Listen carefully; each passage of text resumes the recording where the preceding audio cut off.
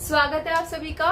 तो आज हम लोग चैप्टर 1 क्लास 9 का मैथ्स रेशनल नंबर्स उसकी फर्स्ट एक्सरसाइज के क्वेश्चंस करने वाले हैं। हमने इस एक्सरसाइज से पहले इसका इंट्रोडक्शन किया था जिसमें पढ़ा था रेशनल नंबर्स और सारे नंबर्स के बीच का रिलेशन, और जो ये क्वेश्चंस आज हम करने जा रहे हैं इनका इंट्रोडक्शन भी हमने वहां डिस्कस किया था कि कैसे हम कोई भी दो रेशनल नंबर्स के बीच के नंबर्स निकाल सकते हैं और क्यों और किस तरीके से हम उन मेथड्स को यूज करते हैं। तो किसी भी कंफ्यूजन को दूर करने के लिए आप प्लीज पहले वो वीडियो जरूर देखिएगा ताकि आपके कंसेप्ट और अच्छे से क्लियर हो जाए। तो आज हम स्टार्ट करते हैं फर्स्ट क्वेश्चन से, एक्सरसाइज 1.1 का। इसमें आप देखो फर्स्ट जो हमारा क्वेश्चन है वो क्या कह रहा है, is zero a rational number. क्या जीरो एक रेशनल नंबर है? Can we write it in the form of P upon Q? क्या हम उसको पी अपॉन क्यू की फॉर्म में लिख सकते हैं? और पी अपॉन क्यू में भी पी और क्यू क्या इंटीजर्स और Q not equals to zero. ये किसकी डेफिनेशन बन गई बेटा? रेशनल नंबर्स की डेफिनेशन बन गई, क्योंकि हमने क्या पढ़ा था कि कोई भी रेशनल नंबर हो उसको हम किस फॉर्म में रिप्रेजेंट कर सकते हैं? पी अपॉन क्यू की फॉर्म में रिप्रेजेंट कर सकते हैं। और पी और क्यू कोई भी इंटीजर हो सकता है, पॉजिटिव भी और नेगेटिव भी, और डेनोमिनेटर उसमें कभी भी जीरो नहीं होता है। तो यहाँ पर हमें क्वेश्चन ने बोला कि क्या जीरो को लिख सकते हैं? जीरो है रेशनल नंबर, तो जीरो क्या एक होल नंबर है? और जो हमने लास्ट वीडियो में जैसे देखा था, रिलेशनशिप्स देखे थे सारे नंबर्स के, तो हमने देखा था कि कोई भी होल नंबर है वो क्या है? It is a part of rational. कोई भी नेचुरल है, it is a part of rational, है ना? तो जीरो क्या है? एक रेशनल नंबर है, क्योंकि जीरो एक होल नंबर है, it is a part of rational. तो क्वेश्चन था क्या जीरो को रेशनल नंबर है? तो हम क्या लिख सकते हैं? Yes, zero is a rational number. अब इसको हम पी अपॉन क्यू की फॉर्म में लिख सकते हैं क्या? तो हम किसी भी रेशनल को पी अपॉन क्यू की फॉर्म में लिख सकते हैं। कैसे लिख सकते हैं?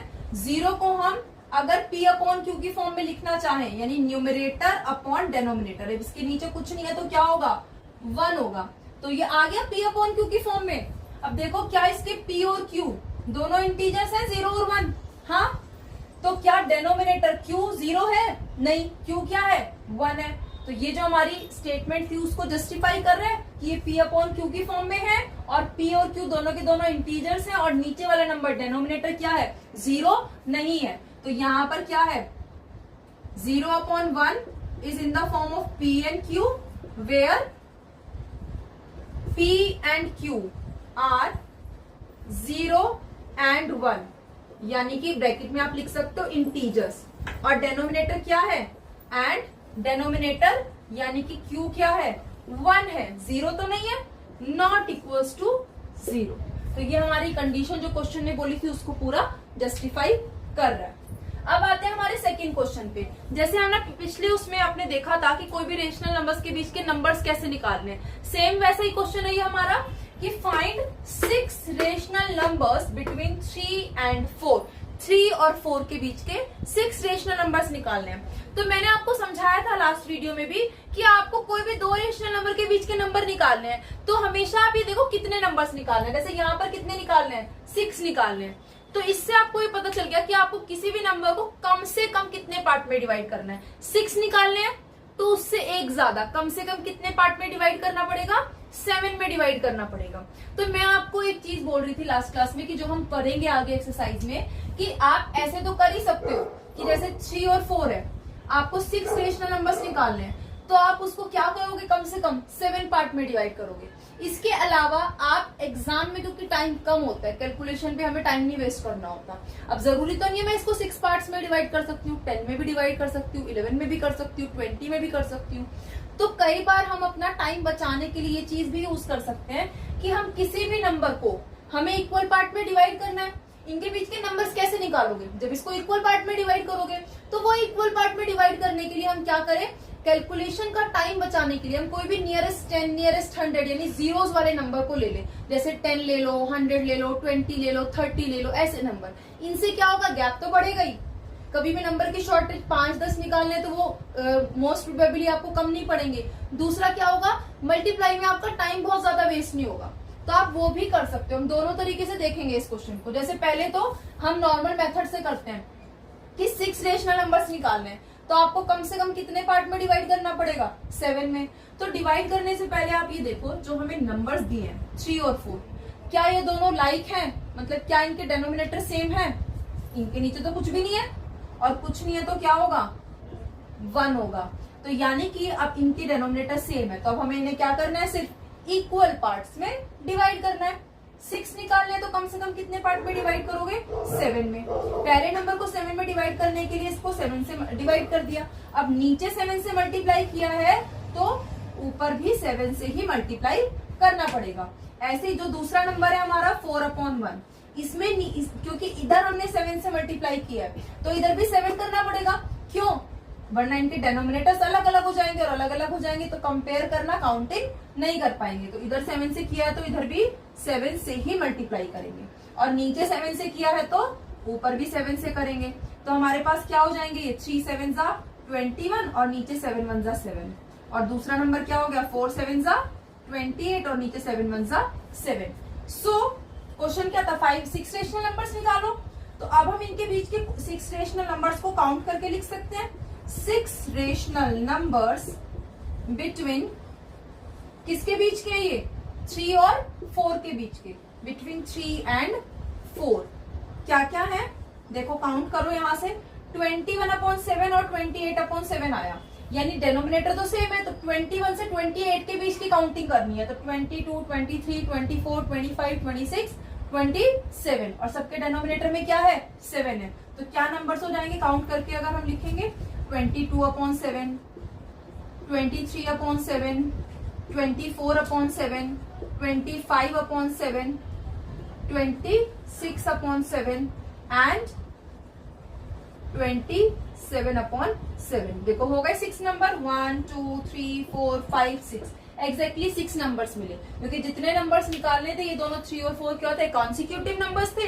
तो जितने नंबर्स हमें इनके बीच के निकालने थे, 6 निकालने थे, तो हमने उससे एग्जैक्टली एक ज्यादा नंबर से उसको डिवाइड कर दिया, मल्टीप्लाई कर दिया, ताकि हमें उसके बीच में कम से कम 6 नंबर तो जरूर मिले। तो मैं आपको कह रही थी कि जैसे यहाँ पर हम इसको देख करके ये कर रहे हैं, इसके अलावा हम इसको सीधा सीधा नियरेस्ट 10, 20, 30 या कोई भी नियरेस्ट 10 या 100 से मल्टीप्लाई कर दें, तो हमें क्या होगा, उनके बीच का गैप और बढ़ जाएगा और हमारी कैलकुलेशन और इजी हो जाएगी। तो हम वो भी कर सकते हैं। कैसे कर सकते हैं, और हमारे पास ये जो नंबर है 3 और 4, हम क्या करें इस बार, मैं बोल रही हूँ नियरेस्ट 10 ले लो, कि 10 से ही कर लेते हैं। फॉर एग्जाम्पल दोनों के डेनोमिनेटर में कुछ नहीं है तो 1 है ना, तो दोनों के डेनोमिनेटर्स को क्या कर देंगे, 10 पार्ट्स में डिवाइड, यानी कि 10 से मल्टीप्लाई। अब नीचे किया तो ऊपर भी 10 से मल्टीप्लाई करेंगे। ऐसे इधर 4/1, इसके नीचे भी हम क्या करेंगे, 10 से मल्टीप्लाई, क्योंकि इधर 10 से किया है और नीचे 10 से किया है तो ऊपर भी 10 से मल्टीप्लाई। तो ये हो गया 30/10 और ये क्या हो गया 40/10। अब देखो क्योंकि 10 है तो 10 से अब मुझे टेबल को करने की जरूरत नहीं है ना, 3 10 सीधा सीधा क्या हो गया, 1 0 लग गया, 30 हो गया।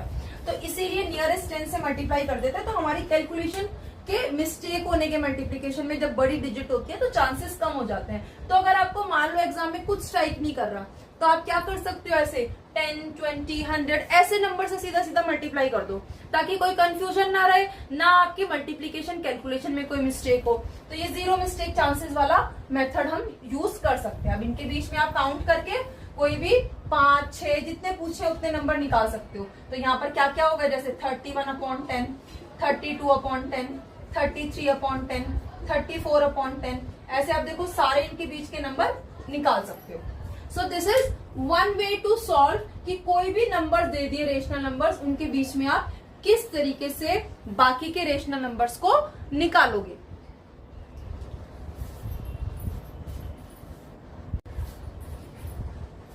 सो अब हमारा क्वेश्चन नंबर 3 है, find 5 rational numbers between 3/5 and 4/5। अब देखो इसमें भी क्या है, हमारे पास 2 रेशनल नंबर्स दिए हैं, लेकिन इस बार देखो इनके डेनोमिनेटर में 1 नहीं है, 3/5, 4/5, ये प्रॉपर आपको P/Q की फॉर्म में ऑलरेडी रिप्रेजेंट करके दिए हुए हैं। इनके बीच के नंबर्स निकालने, तो हम अगेन क्या करेंगे, हम वही मेथड यूज करेंगे कि हमें जो भी 2 नंबर्स के बीच के नंबर्स निकालने हैं, हम उनको क्या करेंगे, इक्वल पार्ट्स में डिवाइड कर देंगे। ठीक है, तो कितने नंबर्स निकालने हैं, 5। तो आप क्या करोगे, कम से कम 6 से तो करोगे मल्टीप्लाई, या फिर सिंपल करने के लिए सीधा क्या कर दो, नियरेस्ट 10, 10, 20 किसी से भी मल्टीप्लाई कर सकते हो। तो हमारे पास नंबर्स क्या है, 3/5 एंड 4/5। अब देखो इनके डेनोमिनेटर सेम है, तो हम इनको कंपेयर कर पा रहे हैं। न्यूमरेटर क्या है 3 और 4, कंटिन्यूअस है, काउंटिंग कंसिक्यूटिव नंबर्स है, तो 5 नंबर निकालने हैं तो मुझे कम से कम क्या करना पड़ेगा 6 से तो मल्टीप्लाई करना पड़ेगा। तो इसीलिए मैं क्या करूंगी इसको, let's divide their denominators by at least 6। तो 6 से मल्टीप्लाई नीचे किया है तो ऊपर भी करेंगे, ऐसे इधर 4/5 क्योंकि इधर 6 से किया है तो यहाँ भी क्या करूंगी 6 से, और नीचे किया है तो ऊपर भी। तो हमारे नंबर्स क्या हो गए 3 6 जा 18 और 6 5 जा 30, और यहाँ क्या हो गया 6 4 जा 24 और 6 5 जा 30। तो ये हमारे नंबर्स आ गए। अब इनके बीच के मुझे 5 रेशनल नंबर्स निकालने हैं, तो इजीली अब क्योंकि डेनोमिनेटर सेम है ना तो मैं इजीली इनके बीच की काउंटिंग कर सकती हूँ। सो 5 रेशनल नंबर्स बिटवीन, क्या नंबर थे हमारे एक्चुअल में 3/5 एंड 4/5, तो वो क्या नंबर्स हो जाएंगे इनके बीच के, यहां से काउंटिंग कर लो 18/30 है ना, और इधर क्या ये 24/30। तो अब इनके बीच की काउंटिंग हम कर लेते हैं और हमारे पास आ जाएंगे 5 नंबर। 18 के आगे क्या हो जाएगा 19/30, फिर 20/30, 21/30, 22/30 और 23/30। तो ये आ गए हमारे 5 numbers between these rational numbers. अच्छा, इसके अलावा एक और क्वेश्चन आपके अभी बुक में नहीं है, लेकिन ऐसा भी क्वेश्चन आ सकता है, ठीक है, क्योंकि हमने इक्विवेलेंट रेशनल्स, इक्विवेलेंट फ्रैक्शंस पढ़े हैं, तो आपको ये चीज आनी चाहिए। जैसे यहाँ पर आपसे जो नंबर्स निकलवाए हैं वो क्या निकलवाए हैं, जिनके बीच के उनके डेनोमिनेटर्स क्या है, सेम है ना। लेकिन अगर कभी आपके पास ऐसा क्वेश्चन आ जाए, एक क्वेश्चन हम एग्जाम्पल देख लेते हैं कि find let's say 5 rational numbers, इस बार जो हम रेशनल ले रहे हैं वो अनलाइक ले रहे हैं, मतलब उनके डेनोमिनेटर्स अलग ले रहे हैं। जैसे फॉर एग्जाम्पल 1/2 और मान लो 2/3। अब इन दोनों के बीच के नंबर्स निकाल लें, तो हमने क्या किया था, बस सीधा गैप बढ़ाया था और निकालना शुरू कर दिया था, क्योंकि उन सब में क्या था, डेनोमिनेटर क्या था, सेम था, चाहे इस वाले क्वेश्चन में हो चाहे प्रीवियस क्वेश्चन में हो। लेकिन यहाँ पर क्या है बेटा, डेनोमिनेटर्स क्या है, अलग अलग है। इनके नंबर्स जो 1/2 और 2/3 है, देखो इसके नीचे 2 है और इसके नीचे क्या है 3 है। तो ऐसे केस में आपका एक स्टेप बढ़ जाएगा। गैप बढ़ाने से पहले तो हमें नंबर को कंपेयर करने की कंडीशन में रखना है, यानी कि हमें ये नंबर्स उस फॉर्म में लाने जहां कंपेयर कर सके। तो उसके लिए मुझे इनका डेनोमिनेटर सेम बनाना पड़ेगा, और वो कैसे बनेगा, इनको लाइक रेशनल्स कैसे बनाएंगे, बाय टेकिंग देयर एलसीएम। तो जब डेनोमिनेटर अलग है तो एक एक्स्ट्रा स्टेप हो जाएगा, आपको क्या लेना पड़ेगा, पहले एलसीएम लेना पड़ेगा, और उसके बाद वापस वही प्रोसीजर शुरू करेंगे। अब देखो इनका एलसीएम लेना है हमें, तो इन दोनों के डेनोमिनेटर्स को देखो, आपने पढ़े होंगे को प्राइम्स। को प्राइम्स क्या होते हैं, जिनका कोई भी कॉमन फैक्टर नहीं होता, जो सेम टेबल में नहीं आते। तो ये जो दोनों 2 और 3 हैं, ये वैसे भी प्राइम है, और वैसे भी देखो दोनों कोई भी सेम टेबल में नहीं आ रहे। तो ऐसे नंबर्स का एलसीएम क्या होता है, सीधा सीधा उनका प्रोडक्ट, यानी 2 और 3 का एलसीएम क्या आएगा, सीधा सीधा इनको क्या कर दो, मल्टीप्लाई। तो 2 3 का कितना हो जाएगा 6। तो इन दोनों का जो एलसीएम आएगा 2 और 3 का, वो क्या आएगा 2 3 जा 6। लिखने की करने की भी जरूरत नहीं है, जब भी को प्राइम दिखे एलसीएम डायरेक्टली उनका प्रोडक्ट होगा। तो अब आप क्या करोगे, पहले इन दोनों के डेनोमिनेटर सेम बनाने हैं। तो 2 है, इधर 2 में क्या मल्टीप्लाई करूंगी, 6 जो एलसीएम है वो हो जाए। ऑब्वियसली प्रोडक्ट है इन दोनों का एलसीएम, तो इस नंबर में ये मल्टीप्लाई कर दो और इसमें ये, तो 2 में क्या मल्टीप्लाई करेंगे 3। अब जब किसी नंबर में डेनोमिनेटर में कुछ मल्टीप्लाई किया है तो उसको इक्विवेलेंट बनाए रखने के लिए न्यूमरेटर में भी वही करेंगे। तो जब नीचे 3 से किया है तो ऊपर भी 3 से करेंगे। और ऐसे ही दूसरा नंबर 2/3, जब इसमें 3 में क्या मल्टीप्लाई करोगे 6 हो जाए 2, और नीचे 2 से किया है तो ऊपर भी 2 से करेंगे। तो हमारे नंबर्स क्या हो गए 1 3 जा 3/6, और इधर 2 2 जा 4 और नीचे 3 2 जा 6। अब डेनोमिनेटर हो गए सेम। अब ये ऐसी कंडीशन पर पहुंच गया, तो अब इनके बीच में देखो गैप नहीं है, 3 और 3/6 और 4/6। तो अब जब इनके बीच के नंबर्स निकालने हैं तो सीधा सीधा क्या करूंगी, इनके बीच का गैप बढ़ा दूंगी। 5 रेशनल निकालने हैं तो कम से कम 6 से मल्टीप्लाई करो, या फिर क्विक एंड इजी सीधा क्या कर दो 10 से मल्टीप्लाई। नंबर्स क्या थे 3/6 और 4/6। तो अब इसमें मैंने अगर नीचे 10 से मल्टीप्लाई किया तो ऊपर भी 10 से, इधर 10 से किया तो यहाँ भी 10 से, नीचे किया है तो ऊपर भी। तो क्या नंबर हो गए ऊपर देखो, 3 10 30 और नीचे 6 10 60, और इधर क्या हो गया 4 10 40 और 6 10 60। अब मैं इनके बीच के जितने नंबर पूछे उतने काउंट कर सकती हूँ, जितने इनके बीच में लाए कर रहे हैं। अगर ज्यादा होंगे तो फिर गैप बढ़ा देंगे। तो 30 से लेके 40 तक क्या हो जाएंगे, 31/60, 32/60, 33/60, 34/60, 35/60 एंड सो ऑन, ऐसे चलते जाएंगे। So these are the rational numbers between these two numbers. क्या क्या थे, 1/2 और 2/3। तो इसमें क्या एक्स्ट्रा स्टेप आया कि अगर हमारे रेशनल्स का जो डेनोमिनेटर है वो सेम नहीं है तो एक स्टेप एक्स्ट्रा क्या ऐड हुआ, हमें पहले उनका क्या लेना पड़ा, एलसीएम लेना पड़ा। एलसीएम लेके डेनोमिनेटर सेम हुआ, उसके बाद सेम वही प्रोसीजर हम कर सकते हैं। तो ये एक्सरसाइज में तो नहीं है क्वेश्चन, लेकिन एग्जाम में कई बार ऐसे पार्ट्स, ऐसे क्वेश्चंस भी दे दिए जाते हैं। अब हम देखते हैं हमारा जो लास्ट क्वेश्चन है। लास्ट क्वेश्चन क्या है, अगेन आपका रिलेशनशिप है बिटवीन रेशनल नंबर्स और दूसरे जो डिफरेंट नंबर्स हमने टाइप ऑफ नंबर्स पढ़े हैं, तो वो हम देखते हैं अभी।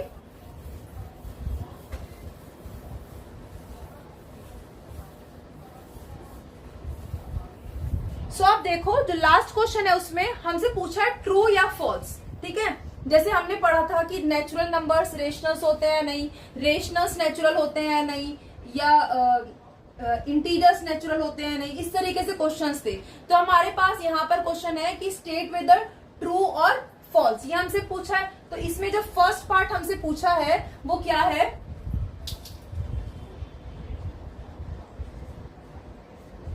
ये बोल रहा है कि every natural number is a whole number. क्या हर नेचुरल नंबर एक होल नंबर है या नहीं है। तो नेचुरल्स होल है कि नहीं है, नेचुरल्स में क्या आता है, नेचुरल्स में आते हैं 1 2 3 ये सब, और होल में क्या होता है 0 के आगे 1 2 3 सब counting.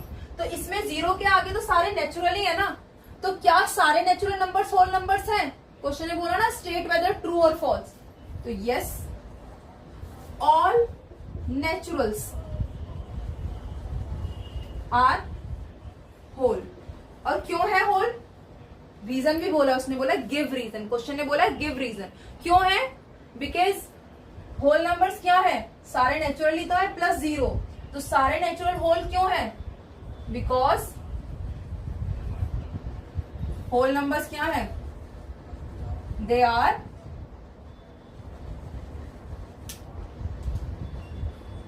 Zero plus all counting numbers, और काउंटिंग नंबर्स मतलब नेचुरल नंबर्स।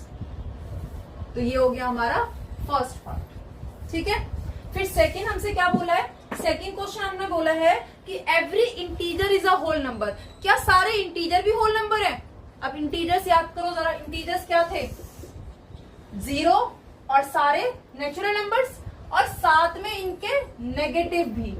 तो क्या ये नेगेटिव वाला पार्ट है होल नंबर, होल नंबर क्या है सिर्फ और सिर्फ 0 वाला पार्ट, ये नेगेटिव वाला पार्ट होल नंबर नहीं है। तो क्या सारे इंटीजर्स होल में आ रहे हैं, नहीं आ रहे। होल नंबर्स तो आ रहे हैं, ये सारे होल हैं, ये तो आ रहे हैं इंटीजर में, लेकिन क्या सारे इंटीजर, ये नेगेटिव वाला पार्ट इसके अंदर आ रहा है, नहीं आ रहा। तो ये जो क्वेश्चन हमें कह रहा है कि every integer is a whole number, तो इसका क्या आंसर हो जाएगा, नो, एवरी इंटीजर